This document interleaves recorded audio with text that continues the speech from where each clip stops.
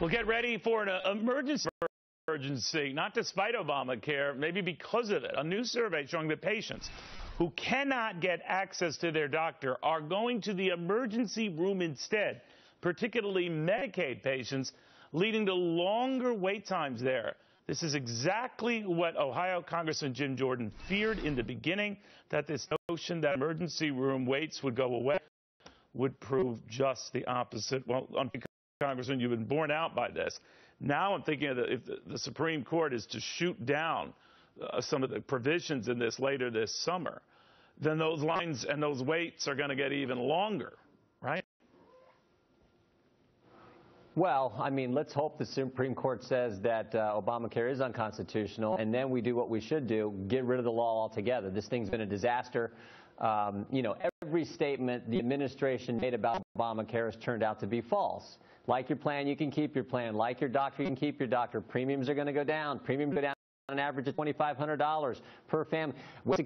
Secure website's going to work. So there's 6 statements, and now the 7th one was, oh, emergency room visits will go down, waits will be shorter, and that's turned out to be falses too. So this just underscores how bad a law this is, and if we get the right decision from the court in the King versus Burwell case, then we should focus on getting rid of this law and saying, look, this thing is bad. Now we know for sure. Let's replace it with a plan that's patient-centered and actually works. Well, here's where I think you're going to be in a political pickle in that event, because if the Supreme Court were to do just that, the administration's unarguable. Republicans brought this case, and now millions of people who got insurance and health coverage are now without it.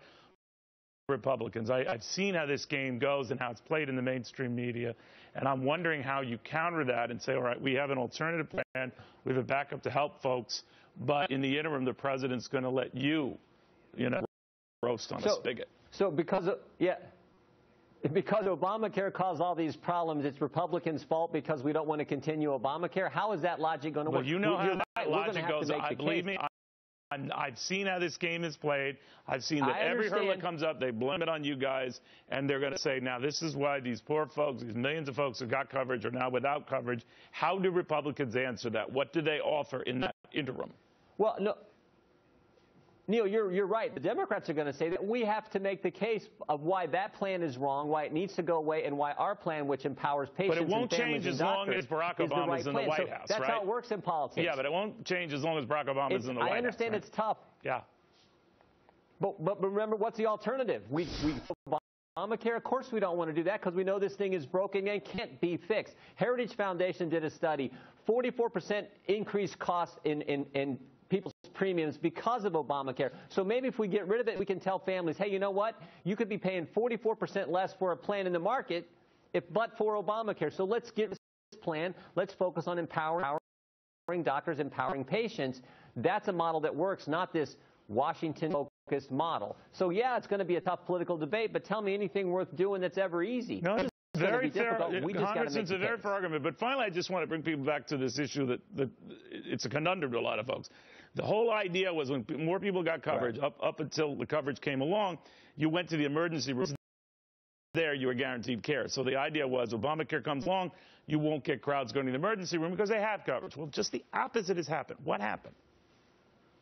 Yeah, 30% increase because most of these people are on Medicaid, and doctors treat Medicaid. It doesn't pay the same reimbursement that they can get from people on a good plan. So that's what's driving this up is most of these people aren't really in the exchange and in an Obamacare plan. They're in Medicaid. States have done this, increased that population. So that's part of the problem. But it all comes from the Affordable Care Act, driving up the costs for policies, driving premium costs, and getting inferior care. And as you point out, driving up more visits to the emergency room. That's very well explained, Congressman. Thank you very, very much. Jim Jordan, the fine state of Ohio.